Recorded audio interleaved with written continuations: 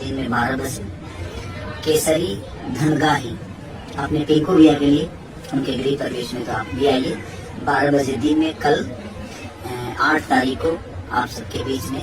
तो हाय दोस्तों, जैसा कि आप लोगों ने वीडियो देखा ही, खेसारी लाल यादव ने अभी वीडियो डाला है। तो कल आ रहा है छत्तीसगढ़ में एक स्टेज शो है खेसारी लाल यादव का, और एक जिम का भी वीडियो उनका बड़ी तेज़ी से वायरल हो रहा है, जिसमें आप उनकी बॉडी देख सकते हो, किस लेवल की बॉडी बना रखी है उन्होंने। आगे अभी दोहा कतर में उनका स्टेज शो था, प्रोग्राम था, अभी दोहा कतर में है वो, और शायद वहीं पे एयरपोर्ट से उन्होंने वीडियो बना के ये जानकारी दी है। खेसारी लाल का एक गाना रातें भर में 1 नंबर पर ट्रेंडिंग में था।